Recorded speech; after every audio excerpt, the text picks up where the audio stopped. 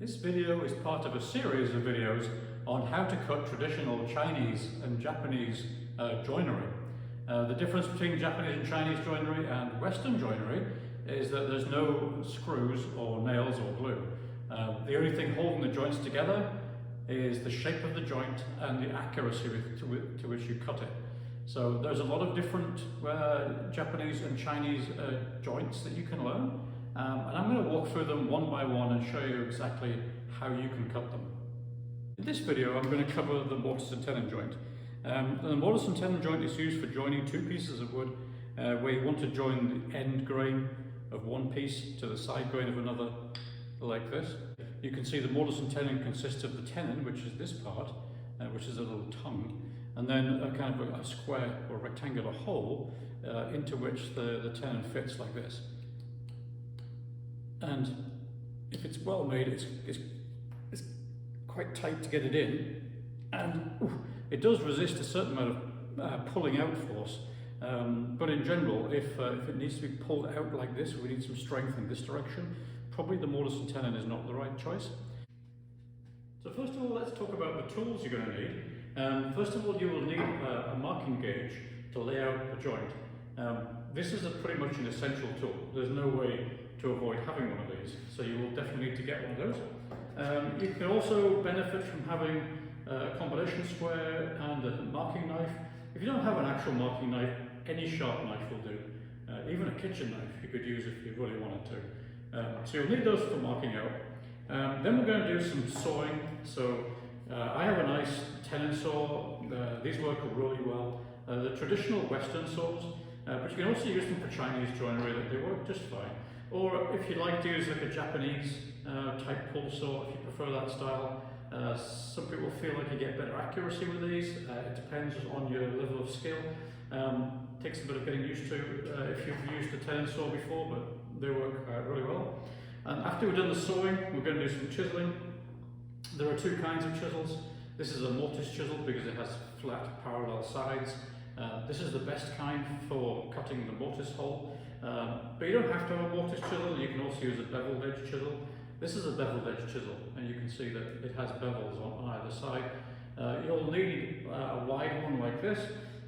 You also would benefit from having a narrow one like this.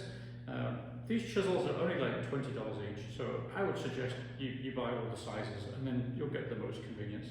And of course, whilst using the chisel, we're going to need to be able to strike the chisel with a hammer. And you can use, like, this is like a dead blow mallet. It's got like sand or something inside of it. They're really good. I like these ones, and they're nylon, so they don't damage the chisel. They're really good. You can also use a traditional like wooden chisel if that's what you'd like to do, or you can use just a regular claw hammer if that's what you've got. That will also work perfectly well. Optionally, if you want to get the best possible results, you're also going to need to have one of these, which is a router plane. You don't absolutely have to have a router plane. You can just use a beveled edge chisel and do pairing like that, but you're not going to be able to get as good results by pairing with a chisel.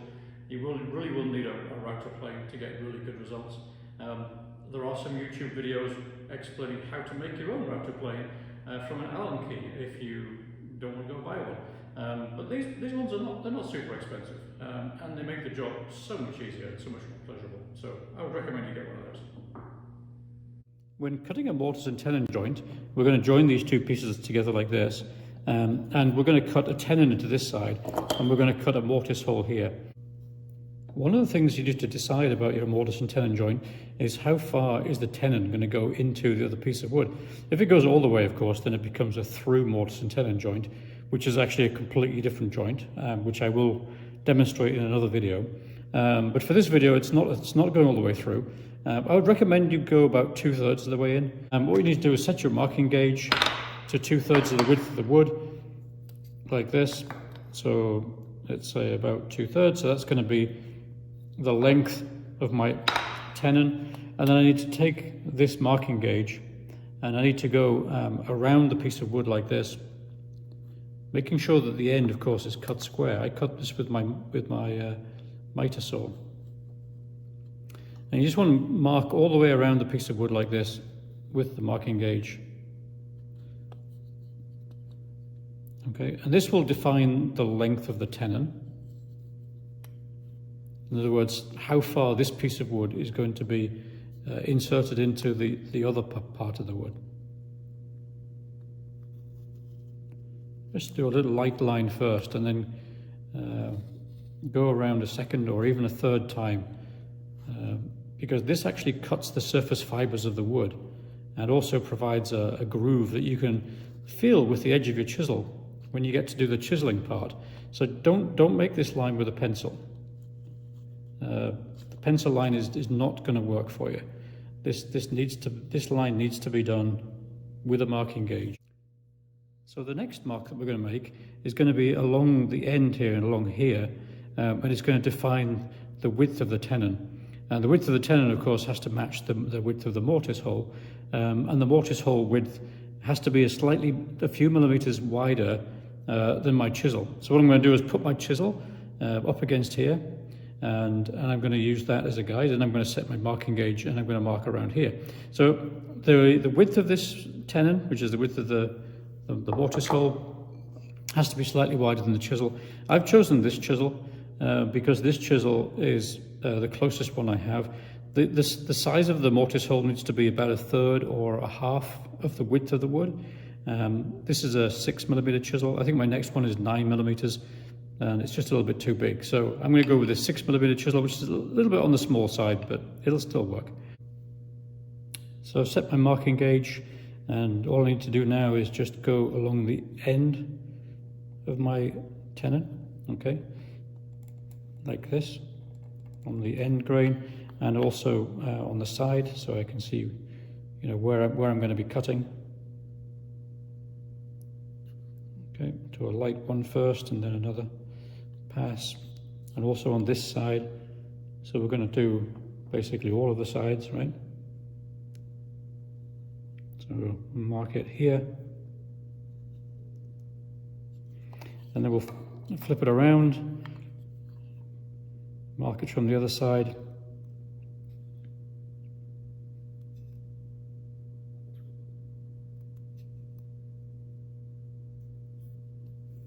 and then if I get my chisel here, you'll be able to see that the piece in between is just 1 or 2 millimeters wider than my chisel. Okay, so that's kind of important.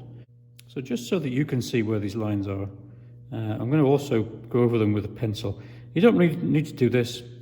You'll be finding these lines, with your chisel actually, and the chisel will just drop into where these lines are. But I just want to draw them in so that it's a little bit clearer for the video, so that you can see exactly where they are. Okay, so.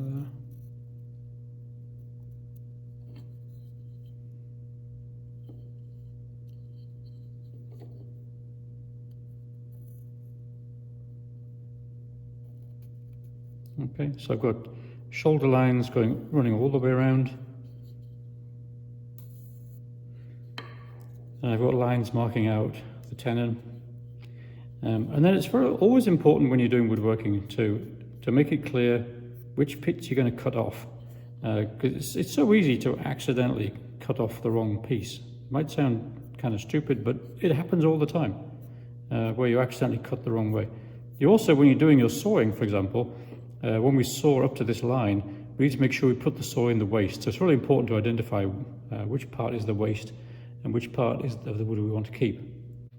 So we've marked off these two shoulders, which is going to isolate this tongue in the center. But there also needs to be a shoulder at the top and the bottom as well. And the top and bottom shoulders are here just to hide the mortise hole. So just need to be very small. So you can take your marking gauge. You can make them any size you want, really.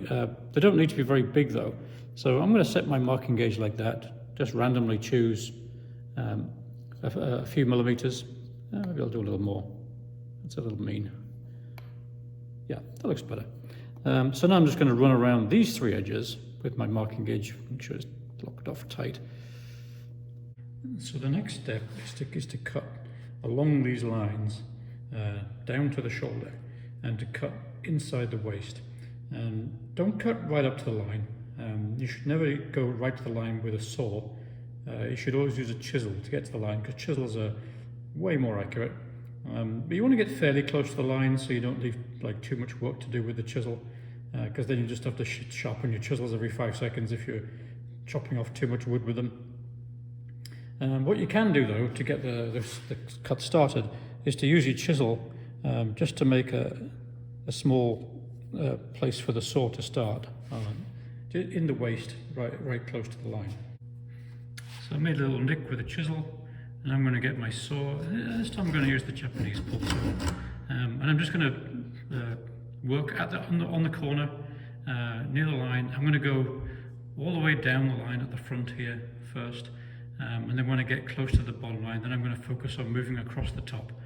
You can do it the other way around too, but it's best not to go straight across like this, trying to follow both lines, because you can't see the line on the back and you can't tell whether you're lined up with it or not. So it's best to do from this side first until you get down to the bottom, and to somewhere over the middle, and then turn the piece of wood around and then do it from the other side so you can see the line. Yeah, so to be honest, I probably got a little too close to the line here. You really should be a little further away than that, and that might affect my final joint. But anyway, it's actually not over the line, but it's a little bit closer than I would really like for comfort. You should also stay away from the shoulder line at the bottom. As you can see, I have managed to do that. So cut that one, then you need to cut the other side, then you need to cut these other two. Actually, these are quite narrow, so I might not bother to cut these with a saw. I might just go straight for using the chisel on those ones. So as you can see, I've cut these two lines in this direction. This one's much more where you need it to be. This one was too close to the line. It's almost right on the line. Don't recommend you do that. This one you can see is just a tiny fraction away from the line. This is a much better cut. It's also directly on this line down here. This one is exactly what you're looking for. Try and make them like that one. So the next step is to cut close to the shoulder line, but not right up to it, and to cut this with a saw. So I actually switched to a different vise. That vise over there was not stable enough. It wasn't really working for me. This is another vise that I have in another part of my workshop. So once again, you can make a little cut to help the saw along. So I'm just going to use my chisel and just make a little nick here like this. And my wood's not held tight enough. Tighten it a little bit. So a little nick like that.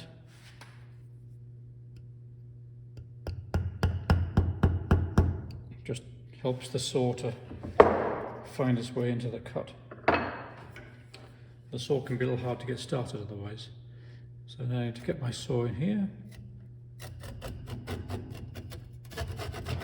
I'm using a tenon saw here, but any kind of saw would be fine.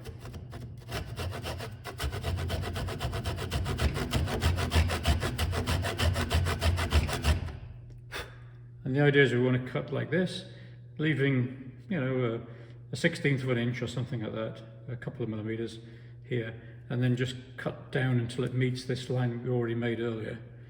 So this piece will then be removed.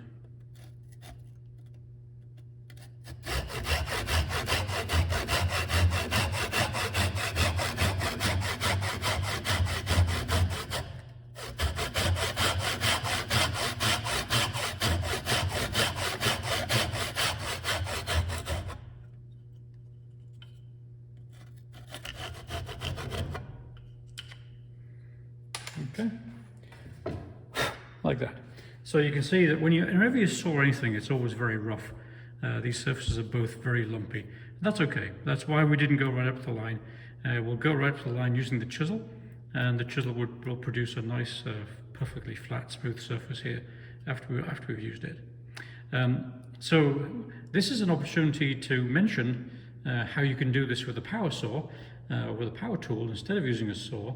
I would say there's two options. So option one is to use a bandsaw. You could use a bandsaw like this to cut both of this direction, and also you could turn it like this and use the bandsaw to cut in this direction. It can be a little hard to keep this wood from pivoting, especially when there's a hole down here and if it's very narrow.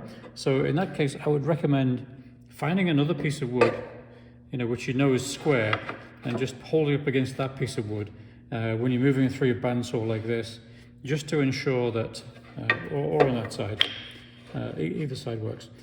Just to ensure that you're really keeping this like vertical as it goes through the bandsaw.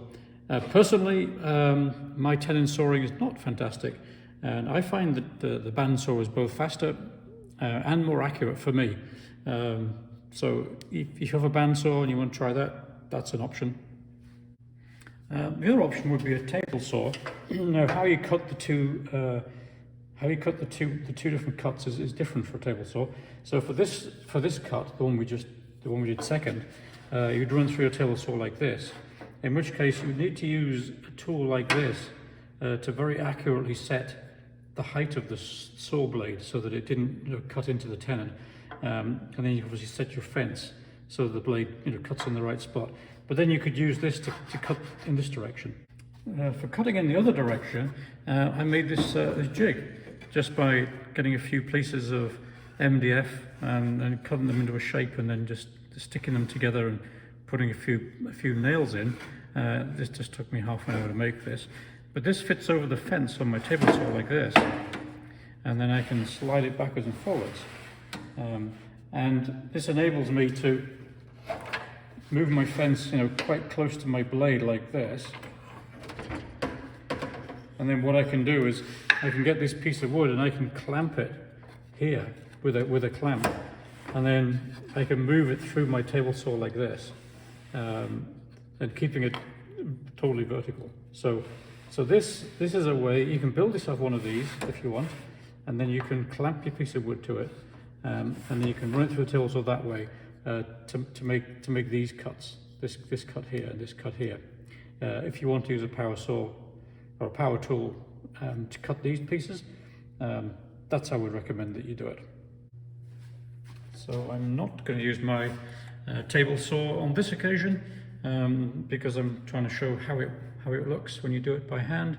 So I can put my tenon saw in this little groove here and do a few backward strokes just to get it started, and away we go. Okay, so next I need to cut along these lines here, but of course the lines that were along this side here of course have been removed now, so I want to put those back. So what I'm going to do to put them back is I'm going to take my marking gauge, and actually just happens it's set already. So what I would have done is just slacken it off, just drop the wheel into the cut, and then put this hard up against, and then tighten this off to get it back to the same setting. And then once I've got it back to the same setting, now I can use this marking gauge to mark these sides like this. So what you need to do next is get a broader chisel, and we're going to pare across the grain like this with the broad chisel to get down very close to the line. Once we're almost at the line, then we're going to use a router plane to get it perfectly flat. Of course, if you want to use power tools for this, you can actually use a router, and you can put the router flat on here with the blade down here, and you can run the router around to flatten this off. And that's a lot quicker, and it's also extremely accurate. But for the purpose of demonstrating the hand tools, the way you would do it with a hand tool would be to take a chisel like this and just go across the grain like this, removing little tiny bits of wood like this until you get this down to the line on both sides. When you're doing this, you need to stand with your feet well apart, 1 foot well behind you and 1 foot slightly in front, and then lean forward so that you're putting most of your body weight behind the chisel. That way you can get very clean shavings like this. And the idea is you should end up with a face here which is very flat and very smooth.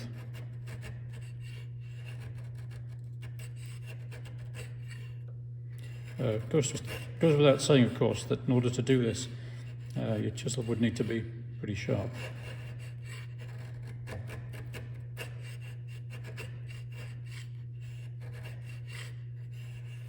Seem to have a hump in the middle here. Let me just turn it around and tackle it from the other side. Yeah. So, yeah, fair bit to go on this side actually. I can do a little bit more from this side first before I turn it around. I can put my chisel in the line. The line is actually there. So still got maybe a quarter of a millimeter to go. So you can do a sort of sideways cutting action like this.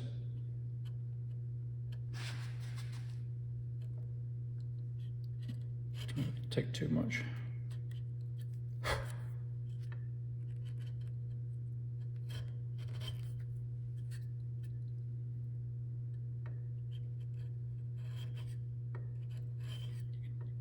You can do this kind of slicing action.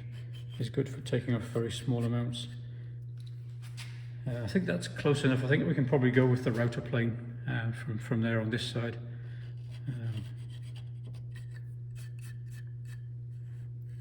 Yeah, we can see where the line is. It's actually a little bit shorter the line. Maybe I'll do a tiny bit more.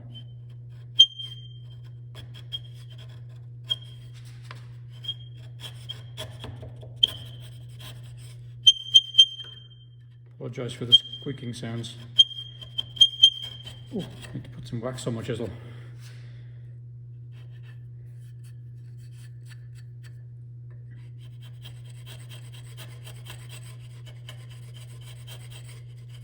Yeah, I think that's ready for the router plane.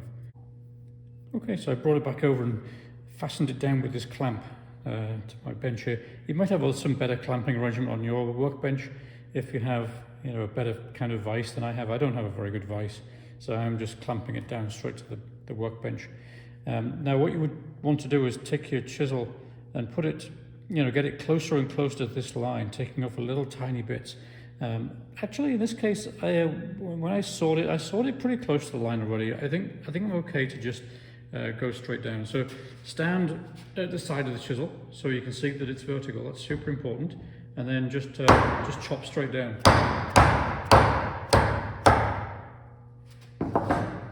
Like so. My chisel's not wide enough to go all the way across in one go, so I'm going to have to take a second swipe. If you have a wider chisel, that's better.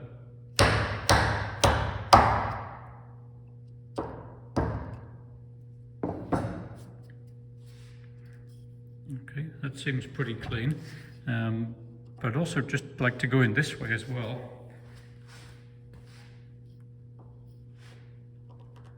Just to clean out that little corner.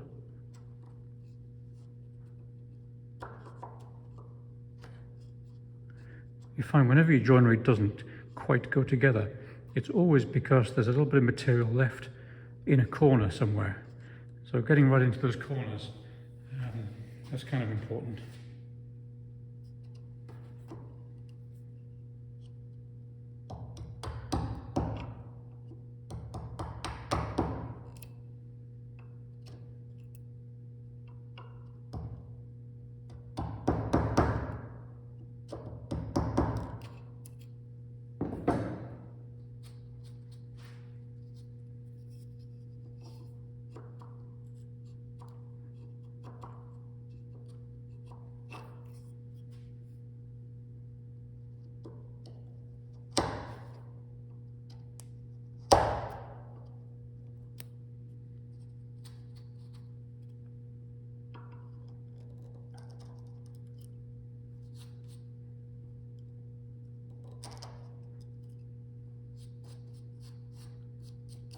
Okay, that's pretty clean.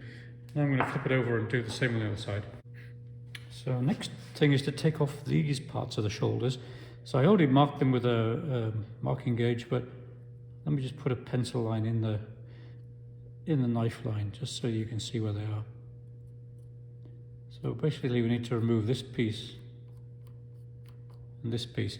If these shoulders were wider, you would start by cutting them with a tenon saw and then using the chisel afterwards. But or if you're really good at sawing, you can try and just do it with straight off with a saw.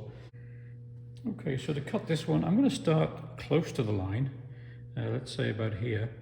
And I'm going to just chisel down a little bit, and I'm going to move back and move back and move back like this. And as I get further back, I'll go all the way down to the line. And then once I've got to the line all the way to the end, I'll go back and then do the very close to the line and then actually on the line. That'll be my final cut. And I've picked a slightly wider chisel. This one is about the same width as the tenon I'm trying to cut. This makes life a bit easier. So the first cut is going to be here, not too heavy. Maybe that much will be sufficient. Then we're going to move a little bit along the wood. And a little bit more along the wood. I can go along like this and just remove some of this waste.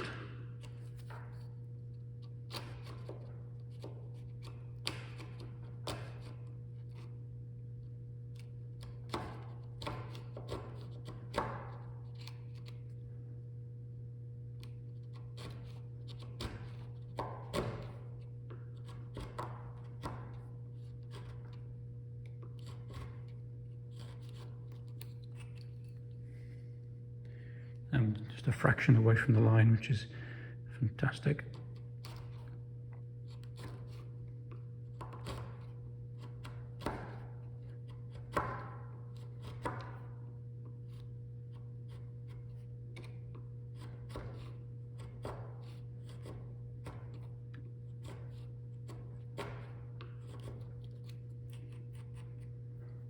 Okay, so I'm more or less at the line here, just a hair off, but I'm not quite at the line at the end here. I just take a little more off here.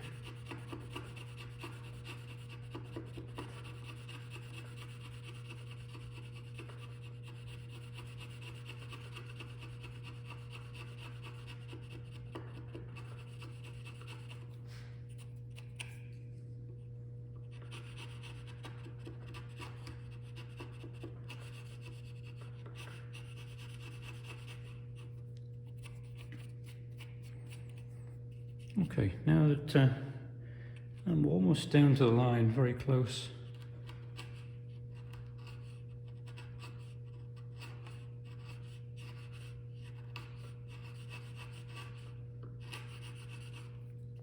This is where if you have a shoulder plane, you can use the shoulder plane for this part.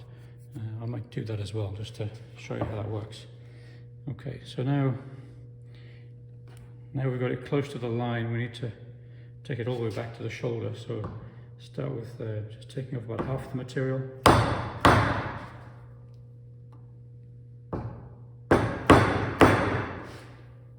Taking it all the way down to the line here.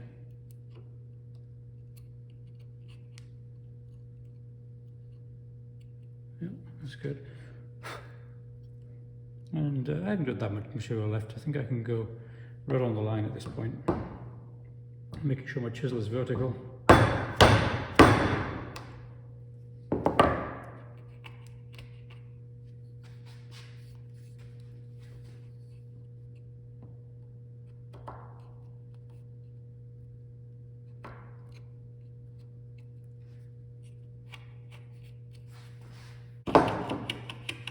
And then I can just plane this down a little bit until I get close enough to my line. You can see that it's actually taking off very, very little amounts of wood. So just slow and steady, just keep going. And just keep watching the line until you get it where you need it to be. So the only step that's left to finish this mortise half of the joint would be to get these two cheeks on either side to be perfectly flat, perfectly parallel to this face, and also inset exactly the correct distance. They have to be exactly the correct distance to for the next step, because in the next step what we're going to do is use the tenon as a guide to cut the mortise by putting it like this and clamping it in a vise. For that to work correctly, the depths of these cheeks need to be exactly right, and the way to get those right is to use a router plane. So for Chinese joinery, we're not going to use any glue. These joints have to be extremely tight and close fitting. In order to achieve that, it's very, very difficult just by using it, by pairing it with a chisel like we did already. To finish this surface here, you really need to use a router plane. And a router plane is just basically like a chisel, like this, but it holds the chisel at a very specific depth. So the way that we use the router plane is we hold this part firmly down against this face of our piece of wood.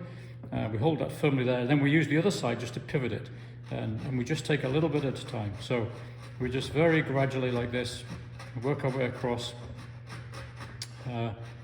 No hurry here, just take your time. It's very important when cutting this joint not to move the position of the blade on the router plane. In fact, if you're doing like a whole piece of furniture and it has many of these mortise and tenons, you want to make sure you use exactly the same router settings on all of the mortise and tenons, and that's because you need to use one of these as a template for cutting all the mortises. So all the tenons need to be all exactly the same. That's much closer now. Yep, that's at a point where I can take that off with the router plane. At least at the edge, maybe. There's still quite a bit of meat in the middle. Just going to take that and pare it back like this. The router plane doesn't take off very much, and because we want all of our tenons to be the same, we don't want to adjust our router plane, which is why we pare it down initially with a chisel. There you go, that's a pretty small edge there. Let's try it again with this.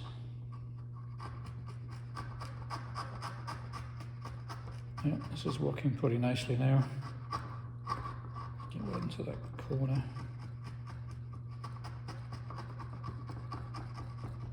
Okay, at this point, I'm going to need to turn this over.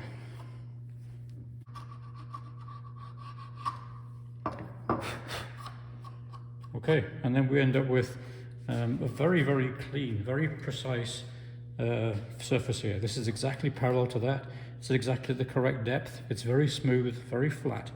And when we slide this into the mortise hole, and these two surfaces come together, they're going to provide a lot of friction and hold this joint in place even without any glue. You should be able to see that it's now very, very clean and very sharp. If it's not completely clean, you can clean it up a little bit more. For example, you could take your chisel and then just run it down this surface a little bit, just to make sure this is absolutely perfect. In order to get it super accurate, like if we're not using any glue, this has to fit in here really tightly. So I have to like tap it in with a mallet, right? And so to get it to be within sort of like 1/1000th of an inch of the same width as this, we need to use the tenon as a template. So we're going to put the template here, and we're going to clamp that firmly, and then we want to be able to run our chisel down this edge here into the mortise hole to make sure that the mortise hole is going to be precisely the correct width. Notice this only works if the two pieces of wood are exactly the same thickness. This is absolutely essential for this to work. The other thing is we need to, in order for this to be a template, right now it's too long because I can't run my chisel down here at this point, because of course the handle interferes with the handle kind of interferes with this piece of wood here. So I'm going to need to cut this and make it shorter, which brings up the question of, well, what if this is a leg and this is what about if this is a leg and this is a cross member? This is obviously going to be quite long, much too long to use as a template. And the answer is that we need to make sure that all of our tenons are absolutely identical. And that way we can make one tenon more than we need and just cut one of the tenons short and use it as a template. And then all the other tenons are actually part of the furniture. So that's what I'm going to do next. I'm going to take this, I'm going to look at this length of this chisel, which is the chisel I'm going to use here. And I can see that I need to cut it around here in order for this to be useful as a template. I've put it in the vise here and I've positioned it where I drew the lines earlier of where I wanted my mortise and tenon joint to be. And you can see that the tenon is in the vise like this, okay?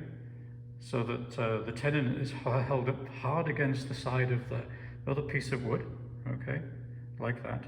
And so now I can run my chisel down the front edge of this tenon template to get an exactly vertical cut into the mortise hole at precisely the correct location. Before we go ahead and cut this mortise hole, I just want to point out there are a couple of power tool options. If you have a mortising chisel, you could use it. It's not going to give you precise results though. You can't cut the mortise only with the mortising chisel. You need to cut it a little bit smaller with the mortising chisel and then still use the template and an actual chisel to cut the sides to get it completely accurate for Chinese joinery.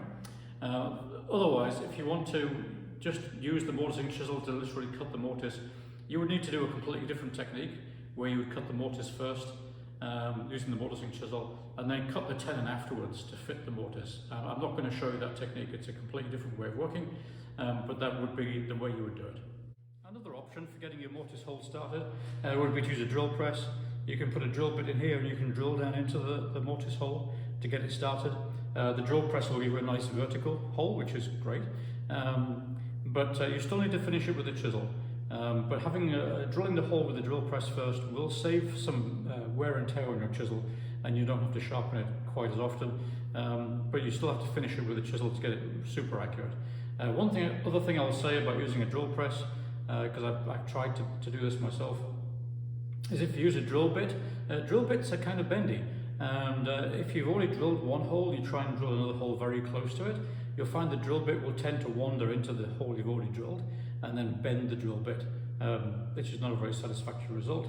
I found if you're going to do this, it works much better if you buy an end mill bit, which is designed for use on a CNC machine. If you put one of those in, they're very stiff, they don't bend, and they also cut nicely on the sides. And you can make a hole right next to another hole, and even partially overlapping it, and it doesn't wander into the hole next door. So that'd be my recommendation. If you want to use a drill press, find an end mill bit, which is just a little bit smaller than the mortise hole you want to cut. Cut it right in the center with that, and then finish it off with the chisel using the template in the way I'm just about to show you. We need to get our tenon. We need to position it exactly where we want it on our piece of wood. Okay, hold it down firmly, and we just need to just scribe a little mark on this side, and then taking care not to move it at all, scribe a little line on the other side. Okay, now that we've got those two lines, we need to take our square like this. Now, when using a marking knife, it's very important that the flat side of the knife goes against the ruler and the beveled side of the knife goes in the waist.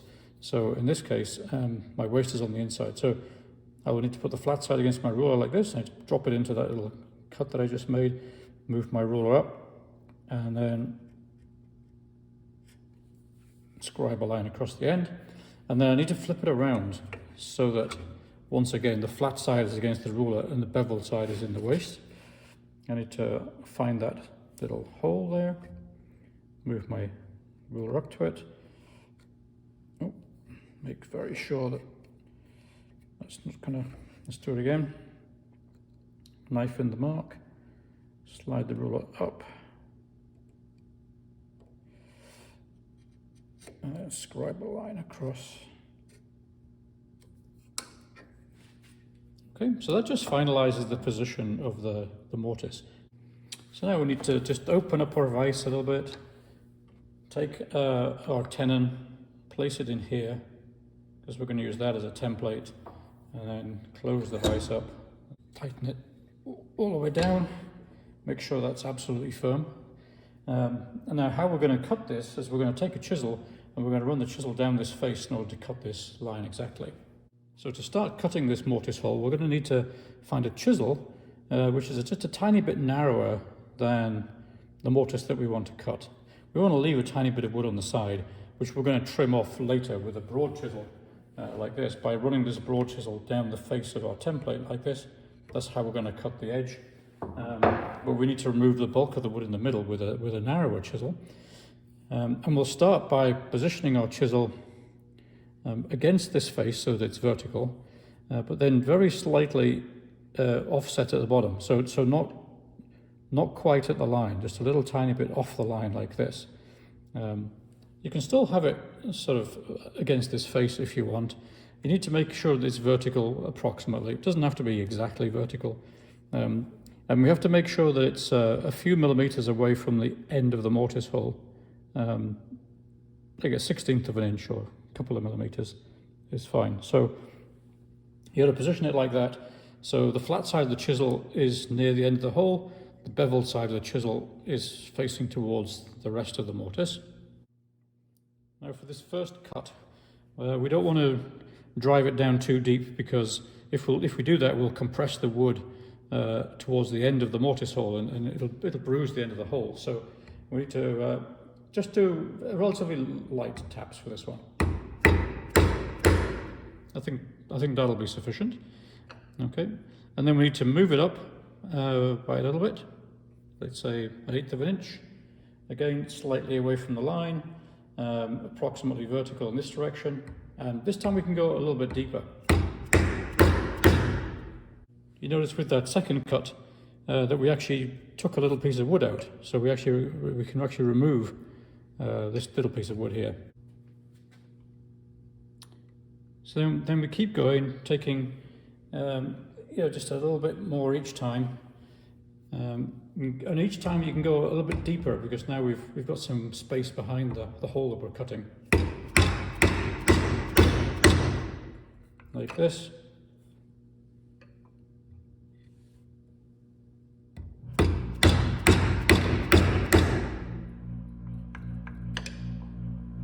Notice I'm using a Japanese chisel here. With Japanese chisels, you can only lever them from side to side. You mustn't lever them backward and forward this way, because if you do that, you'll chip the end of the chisel. So if you're using like a more traditional Western style chisel, then at this point, as you cut this, you can actually lever out the wood like this. You can do it very gently with a Japanese chisel, but you need to be very careful about doing that.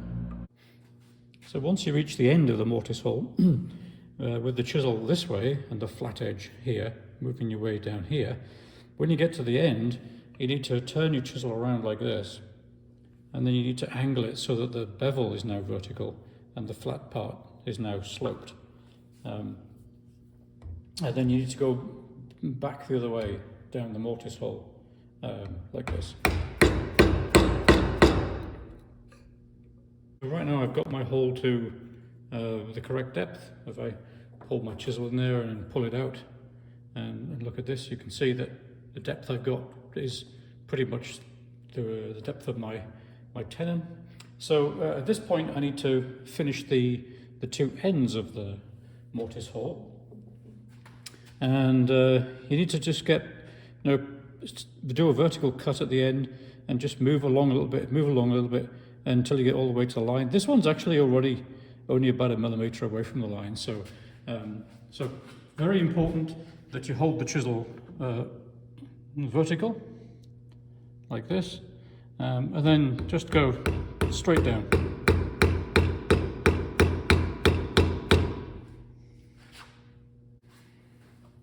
So likewise at the other end, I'm actually a little bit off my line on this end, so I left a bit wider margin, so I'm going to take it in two goes. So I'll go vertical here first, with the bottom of the hole, and then maybe take another very thin slice.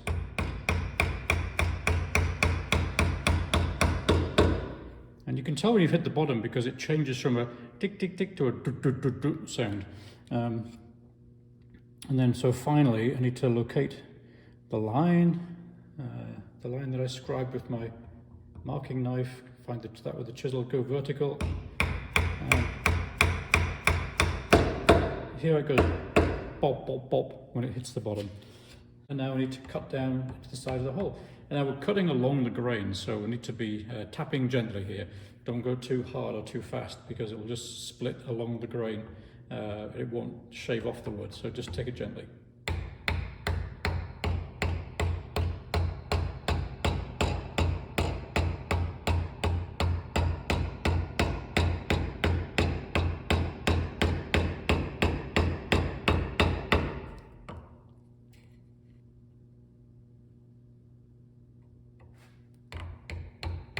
Once we've done this side, then we need to turn the whole thing around, put the tenon jig on the other side, like this. So we'll take this out, we'll turn this piece around like that, and then we'll put it back into the vise. Just make sure that's kind of hard up against.